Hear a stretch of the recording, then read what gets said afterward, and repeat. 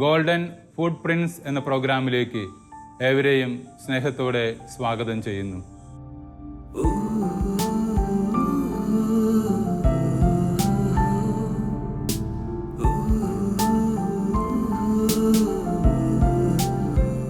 കർത്താവിൻ്റെ വിളി ഏറെ സ്നേഹത്തോടെ ഏറ്റെടുത്തവനാണ് ബഹുമാനപ്പെട്ട പോൾ പയ്യപ്പള്ളി അച്ഛൻ. തൃശ്ശൂർ അതിരൂപത അംഗമായ ബഹുമാനപ്പെട്ട പോൾ പയ്യപ്പള്ളി അച്ഛൻ ലാളിത്യം നിറഞ്ഞ ജീവിതത്തിലൂടെ, ചിട്ടയായ ആത്മീയ ജീവിത ശൈലിയിലൂടെ അനേകം ആത്മാക്കളെ ദൈവത്തിനായി നേടിയവനാണ്. ആതുര ശുശ്രൂഷ രംഗത്ത് ആശ്വാസത്തിൻ്റെ അടയാളമായി അച്ഛൻ പ്രവർത്തിച്ചിട്ടുണ്ട്. സൗമ്യമായ ഇടപെടലുകളിലൂടെ അനേകം ഹൃദയങ്ങളിൽ ദൈവസ്നേഹത്തിൻ്റെ അഗ്നി ജ്വലിപ്പിക്കാനും പരസ്നേഹ പ്രവൃത്തികളിലേക്ക് അനേകരെ പ്രചോദിപ്പിക്കാനും കഴിഞ്ഞ അച്ഛൻ്റെ ജീവിതം നമുക്കും അടുത്തറിയാൻ ഈ പ്രോഗ്രാമിലൂടെ സാധിക്കട്ടെ.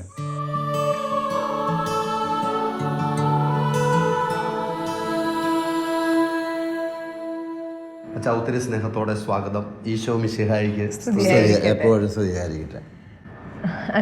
അച്ഛൻ്റെ ബാല്യകാലത്തെ പറ്റിയും മാതാപിതാക്കളെ പറ്റിയും ദൈവവിളിയെ പറ്റിയൊക്കെ പ്രേക്ഷകർക്ക് വേണ്ടി ഒന്ന് സംസാരിക്കാമോ?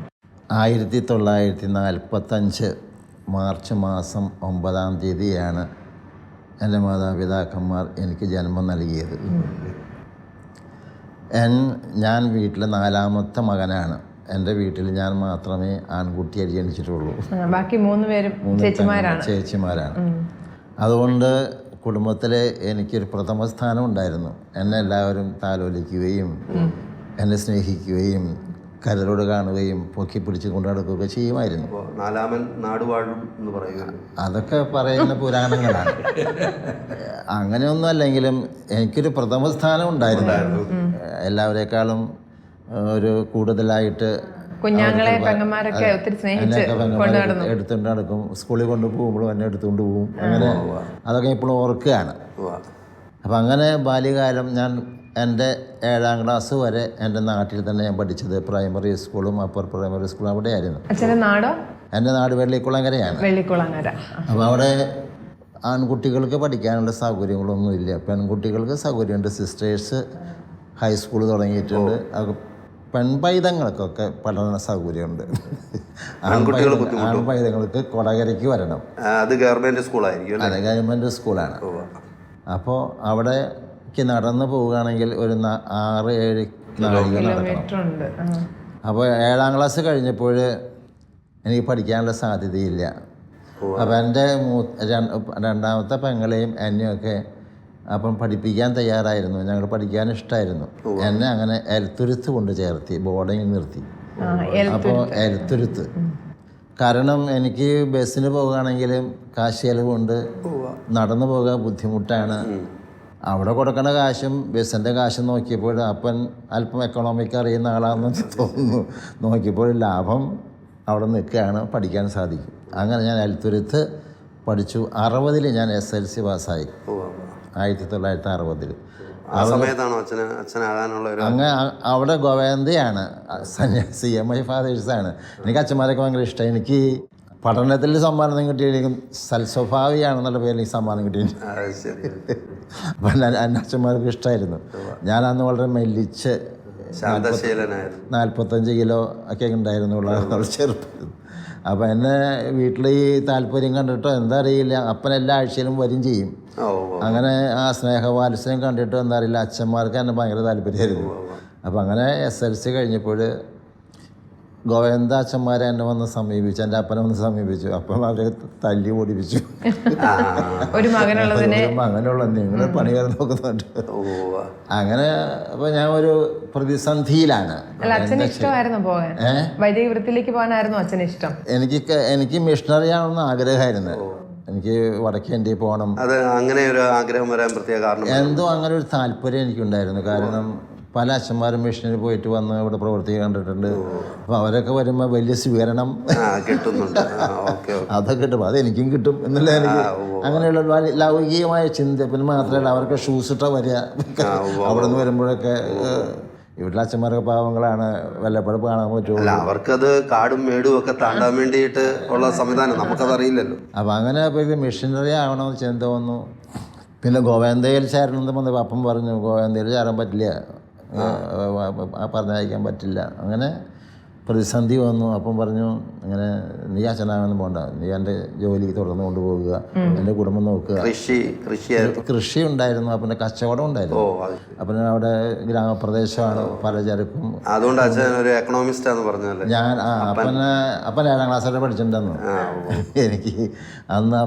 അപ്പൻ അത്യാവശ്യം ഇംഗ്ലീഷൊക്കെ എഴുതും അന്ന് കാലത്ത് 7ാം ക്ലാസ് ഉള്ളെങ്കിലും. പിന്നെ അപ്പോൾ അതുകൊണ്ടാണെന്ന് എനിക്ക് തോന്നുന്നു. അപ്പം പിന്നെ സൊസൈറ്റി പ്രസിഡൻ്റൊക്കെ ആയിട്ട് രാഷ്ട്രീയക്കാരനായ അല്ല, പരസ്യ രാഷ്ട്രീയക്കാരനല്ല, നന്മ ചെയ്യുന്ന വീട്ടിലൊക്കെ ആയിരുന്നു.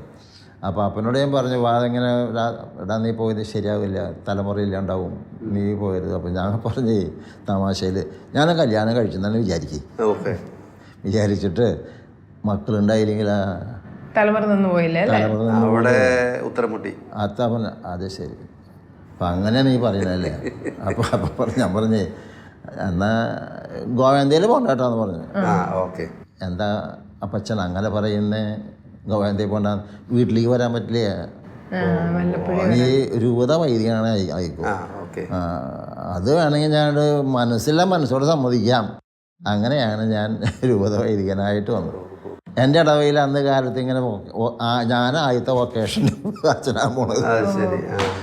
അപ്പോൾ പള്ളിയിലൊന്നും വിളിച്ചു പറയില്ല എങ്ങനെ ധ്യാനമുണ്ട് അല്ലെങ്കിൽ വിളിച്ചു പറയില്ല. അവസരമൊക്കെ കഴിഞ്ഞു.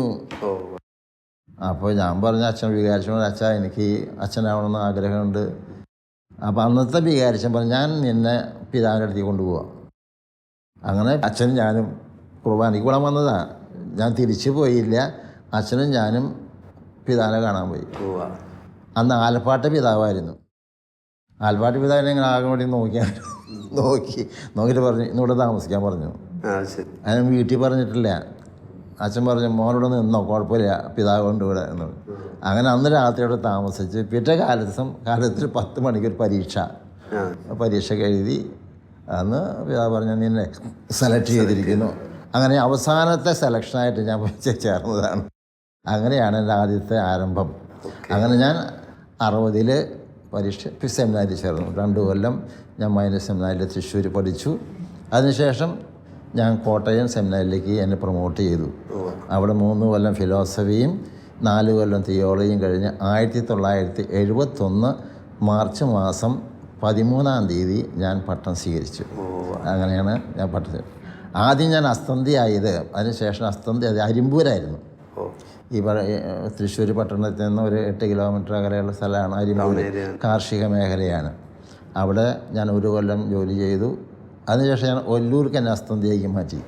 ഞാനിവിടുന്ന് പൊന്നാനിക്ക്, അതിന് അപ്പനെ കാണാൻ പ്രയാസമാണ്. ഞാൻ ഭാരതപ്പുഴ അടുത്താണ് പൊന്നാനി കിടക്കുന്നത്, ഒരു ഉപതര അതിർത്തിയാണ്. അപ്പോൾ അപ്പനും പറഞ്ഞു കഷ്ടമായി പോയിടാ, നീ അകലേക്ക് പോയില്ലോ, അപ്പന് വന്ന് കാണാൻ പറ്റില്ലല്ലോ. ഞാനവിടെ പോയി. 500 ഇടവപ്പള്ളി, നടത്ത് പള്ളിയാണ് പൊന്നാനി. വയലത്തൂരും ആറ്റുപുറം കഴിഞ്ഞിട്ട് അവിടെ എത്തണമെങ്കിൽ അപ്പോൾ ഗുരുവായൂരിൽ വരുന്ന വണ്ടി കയറി ആറ്റുപുറത്ത് ഇറങ്ങി, അവിടുന്ന് ഇറങ്ങി ഇങ്ങനെയൊക്കെ പോകണം. ഞാൻ നല്ല സ്പിരിറ്റ് എടുത്തത്. ഞാൻ പറഞ്ഞു തമ്പുരാനെ നീ അറിയാതെ ഒന്നും സംഭവിക്കില്ല, ഞാൻ അതൊക്കെ ഏമനൊന്നുമല്ല, നീ എന്നെ ഉപയോഗിച്ചോളൂ. അന്ന് തൊഴിയൂർ സഭ എന്ന സഭയുണ്ട്, നമ്മുടെ മലബാർ സഭയിൽ സഭയുണ്ട്, സ്വതന്ത്ര സുറിയാനി സഭ എന്ന് പറയുക. അവർക്ക് ലോകത്തിൽ 500 വീട്ടുകാരെ ഉണ്ടാവുള്ളൂ. അതൊരു സഭയാണ്, സുറായി സഭ പോലെ തന്നെ. ആ പിതാവായിട്ട് എനിക്ക് ഫോൺ വന്നപ്പോൾ ഉണ്ടായി. ആൾക്കാർ ഫോണുള്ളൂ അവിടെ. ആ ദേശത്ത് ഫോണുള്ളത് ഫിലോക്സിനോസ് പിതാവിന് മാത്രം, പൗലോസ് മാർ ഫിലോക്സിനോസ്.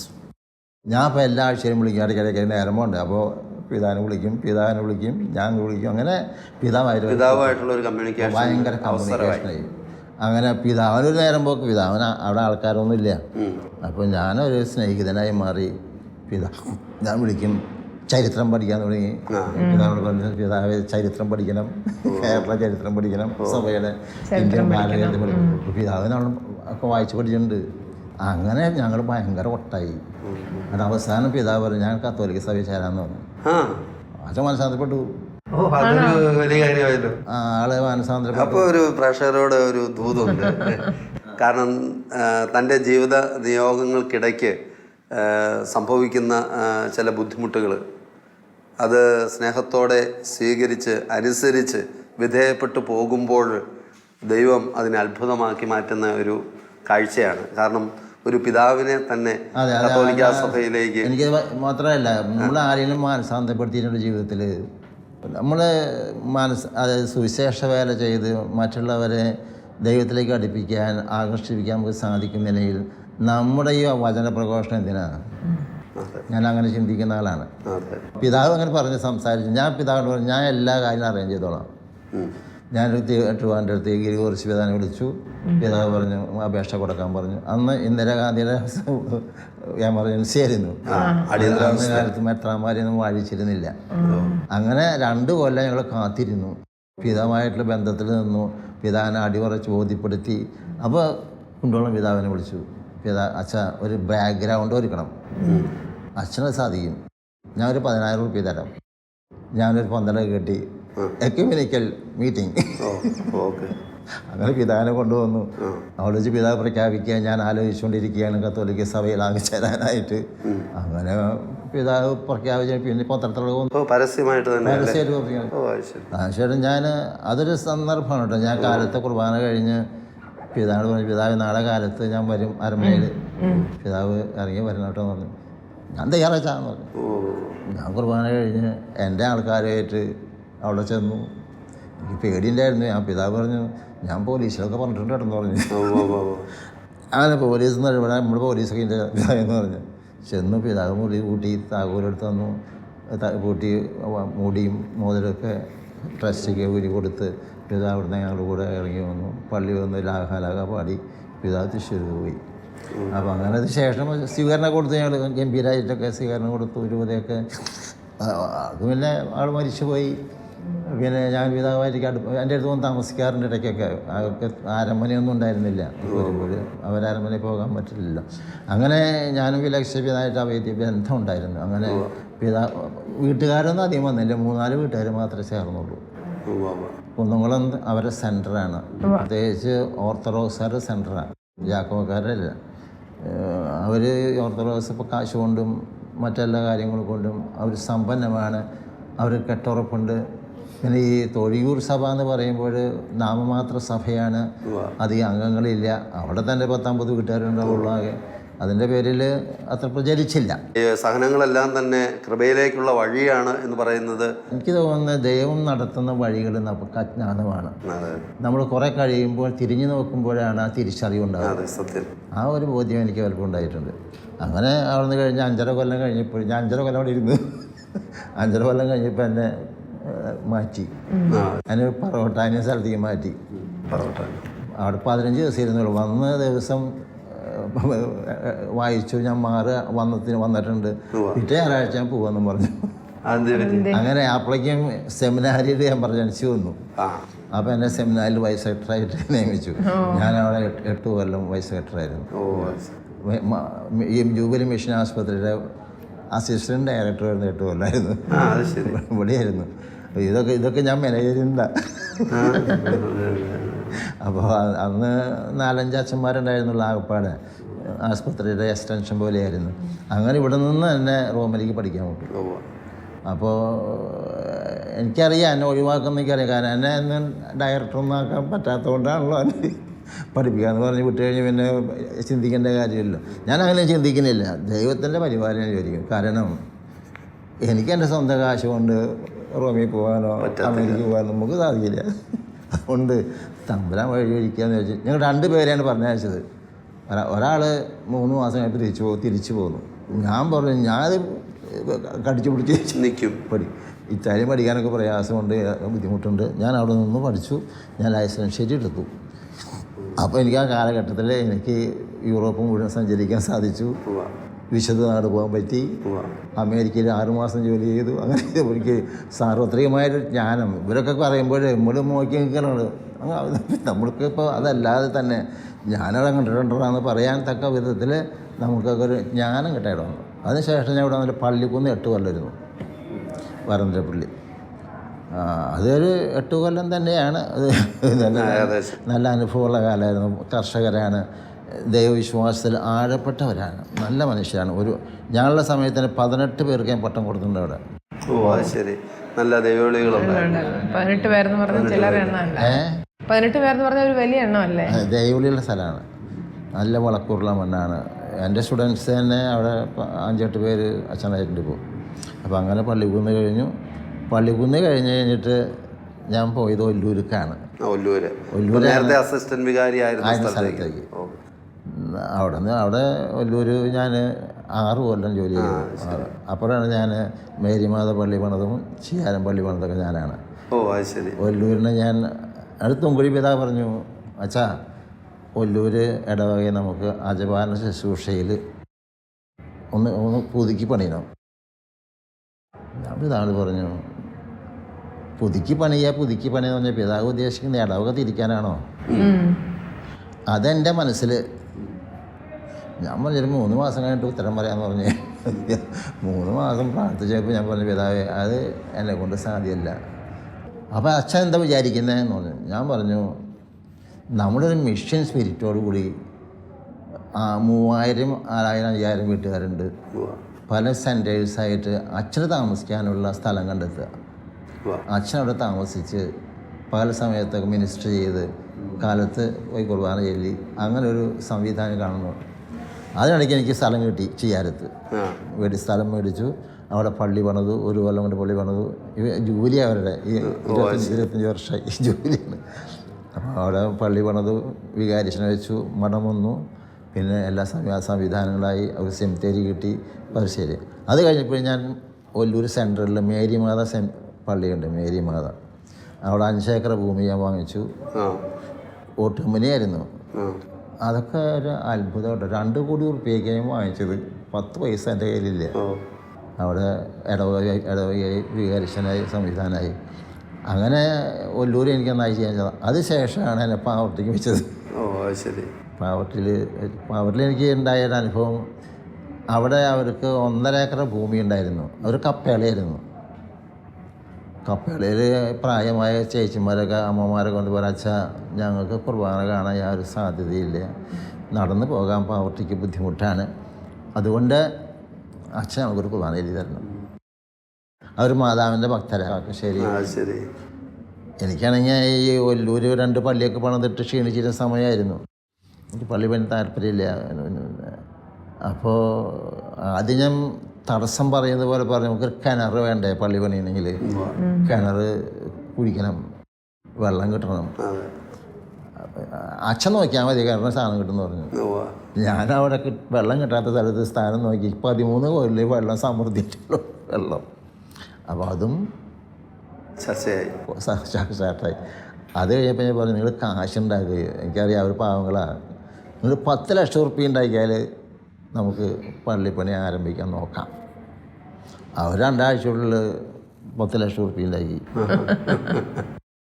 അത് കണ്ട് പറഞ്ഞാൽ, അച്ഛാ കാശായി, ഇനിയിപ്പോൾ എന്താ വേണ്ടത്, നിങ്ങളൊരു പ്ലാൻ ഉണ്ടാക്കി പഞ്ചായത്തിൽ കൊടുക്കുക. അപ്പം എൻ്റെ ധാരണ ഈ പഞ്ചായത്തിന് പെട്ടെന്ന് അനുവദിക്കില്ല എന്നുള്ളത് എൻ്റെ ധാരണ വേണ്ടെന്ന് തന്നെയാണ്.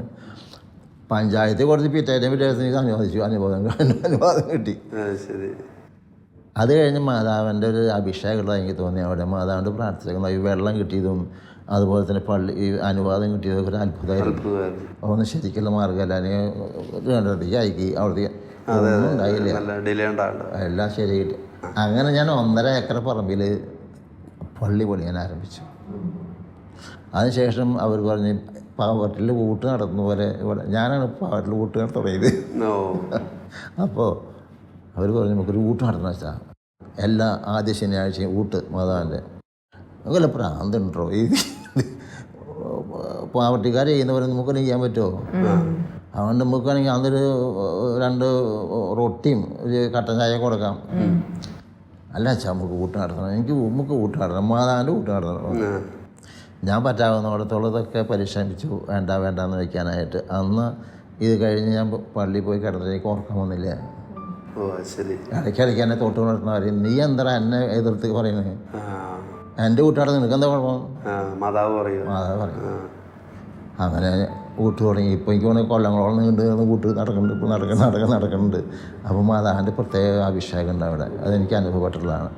മാതാവിൻ്റെ പ്രാർത്ഥിച്ചാൽ നടക്കും. ഇപ്പോൾ അവിടെ ഒത്തിരി ആൾക്കാർ വരുന്നൊക്കെ ഉണ്ട് കേട്ടോ.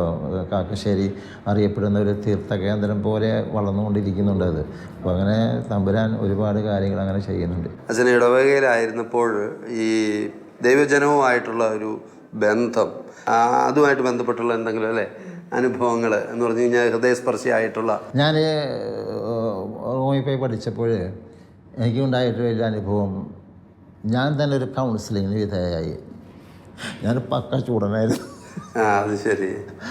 അപ്പോൾ ഞാൻ എന്താണ് ചെയ്തത്, തല്ലൂടാനൊന്നും പോയില്ല കേട്ടോ. സത്യത്തിൻ്റെ മുമ്പിൽ സത്യത്തിന് വേണ്ടി ഒരു വിട്ടുവീഴ്ചയില്ല. നോ എന്ന് പറഞ്ഞ നോ തന്നെയാണ്. അല്ലാണ്ട് അങ്ങനെയാവാം ഇങ്ങനെയാവാം എങ്ങനെയാവാന്ന് പറഞ്ഞിട്ടുള്ള ഈ ഡൈല്യൂട്ട് ചെയ്യല അത് ഞാൻ ചെയ്യില്ല. അതിൻ്റെ പേരിൽ എനിക്കൊരു വിഷമം ഉണ്ടായിട്ടില്ല. അച്ഛൻ പറയുന്നത് ശരിയെന്ന് കുറച്ച് ഞാൻ മനസ്സിലാവും. അങ്ങനെ അപ്പോൾ എനിക്ക് ജനങ്ങളായിട്ട് ഇടപെടുന്നതിൽ എനിക്ക് സന്തോഷം ഉണ്ടായിട്ടുള്ളൂ. ഒരു സ്ഥലത്ത് ഒരു കൺഫ്രണ്ടേഷൻ ഉണ്ടാകാനോ അച്ഛൻ മാറിപ്പോയി പറ്റുമെന്ന് പറയാം, അങ്ങനത്തെ അവസരമൊന്നും എൻ്റെ ജീവിതത്തിൽ ഉണ്ടായിട്ടില്ല. എൻ്റെ 54 കൊല്ലം സന്തോഷമായി ജീവിച്ചിട്ടുണ്ട്. ഈ ഇടവേള ഇരിക്കാൻ എനിക്കിഷ്ടമാണ്. കാരണം എനിക്കിപ്പോൾ പറ്റാത്തത് എനിക്ക് നടക്കാൻ പ്രയാസം. വീടുകൾ കയറാനുണ്ട്. ഞാൻ ഒരു ദിവസം 10-15 വീട് ഞാൻ കയറും. അങ്ങനെ ഈ സ്റ്റെപ്പൊക്കെ കയറാൻ എനിക്ക് ബുദ്ധിമുട്ടാണ്. അതുകൊണ്ട് ഞാൻ ഇടവകയിൽ നിന്ന് മാറിയതാണ്. കാരണം എനിക്ക് പറ്റില്ല. ആ സമയത്ത് അച്ഛൻ്റെ ഒരു ഈ പറയുന്ന ഇടവകയിലൊക്കെ ആയിരുന്നപ്പോൾ ഒരു സമൂഹമായിട്ട് എപ്പോഴും ബന്ധപ്പെടുന്ന ആളാണല്ലോ. എൻ്റെ സഭ എന്ന് പറയാൻ നമുക്ക് സാധിക്കണം. അതിനൊക്കെ അങ്ങനെ വരുമ്പോൾ ആ സഭാസ്നേഹം ഉണ്ടാകും. Ecclesial movement, ecclesial attachment. ഇതിപ്പോൾ എൻ്റെ ഇടവകയാണ് പ്രായോഗികമായിട്ട്, പക്ഷേ ദൈവത്തിൻ്റെ ഭാവമാണ്. അങ്ങനെ കർത്താവിൻ്റെ മിസ്റ്റിക്കൽ ബോഡിയാണ്, മിശിഹായുടെ സാക്രമെൻ്റാണ്, മിശിഹായുടെ അടയാളമാണ്, മിശിഹായുടെ സാന്നിധ്യമാണ്. സഭയെ സ്നേഹിക്കുന്നത് ക്രിസ്തുവിനെ സ്നേഹിക്കുന്ന പോലെയാണെന്നുള്ള എക്ലേസിയൽ ഔട്ട്ലുക്ക് നമുക്കുണ്ടെങ്കിൽ മാത്രമേ ഇത് വളർന്നു വരുള്ളൂ. എളുപ്പമല്ല കേട്ടോ. സുവിശേഷം ലോകം മുഴുവനും എത്തണം എന്നുള്ള ആഗ്രഹം. ഞാൻ അമേരിക്കയിലായിരുന്നു. എന്നോട് നിൽക്കുന്ന ഞാൻ 6 മാസം ഉണ്ടായുള്ളൂ ലോസ് ആഞ്ചൽസ് അല്ല, ഇവിടെ ലോങ് ഐലൻഡിൽ, ന്യൂയോർക്ക് അടുത്ത്. അപ്പോൾ ഞാൻ പറഞ്ഞു എൻ്റെ നാട്ടിലേക്ക് പോകണം. എൻ്റെ നാട്ടിൽ നിങ്ങളെ പോലെയുള്ള ആൾക്കാരെ അവിടെ ആക്കണമെന്ന് ആഗ്രഹം. ഞാൻ പറയുന്ന അച്ഛൻ ഇരുന്ന ഇടവകകളിൽ, അതേപോലെ അച്ഛന് അയർലൻഡിൽ, റോമിൽ, ഇപ്പോൾ അമേരിക്കയിലൊക്കെ ആയിരിക്കുന്നു. അപ്പോൾ അവിടങ്ങളിലൊക്കെ ഈ സുവിശേഷം ഈ എല്ലാവരിലേക്കും എത്താൻ വേണ്ടിയിട്ട് ഒന്ന് അച്ഛൻ്റെ ഒരു പ്രാർത്ഥന തീർച്ചയായിട്ടും ഉണ്ടാകും. അത് കൂടാതെയുള്ള ഏതെങ്കിലും തരത്തിലുള്ള മൂവ്മെൻറ്റുകൾ അല്ലെങ്കിൽ പ്രവർത്തനങ്ങൾ? അല്ല, എനിക്ക് തോന്നിയത് നമ്മൾ ഈ ആത്മായരെ എംപവർ ചെയ്യുക എന്നുള്ളതാണ് ഏറ്റവും ശ്രേഷ്ഠമായിട്ടുള്ളത്. അവരിൽ ഉറങ്ങിക്കിടക്കുന്ന മന്ദീഭവിച്ചിരിക്കുന്ന തീക്കട്ടയെ ഊതി തീപ്പന്തമാക്കാൻ സാധിച്ചാൽ നമ്മൾ വിജയിക്കും. നമ്മളവരൊക്കെ രക്ഷാകരയിൽ നിർത്തി ഈ കൈക്കാരനെ കൊന്നത് അല്ല, അവരും പ്രേക്ഷിത വേലയിൽ സഹപ്രവർത്തകരാണ്. ഇനി മാത്രമല്ല, നമ്മുടെ ധാരണ അച്ഛൻ കുർബാനയിൽ നിന്നാണ്. അച്ഛനല്ല കുർബാനയിൽ നിന്ന് സഭയെ കുർബാനയിൽ ബലിയർപ്പിക്കുന്നത്. ആ സഭയുടെ കാഴ്ചപ്പാടുണ്ടാവണ്ടേ. പിന്നെ നമ്മളൊക്കെ അതിന് വേണ്ടിയിട്ട് മരിച്ചവരുടെ കുർബാന, ഉയരവരുടെ കുർബാന, പാട്ട് കുർബാന എന്നൊക്കെ, അതിന് തെറ്റൊന്നും പറയില്ല.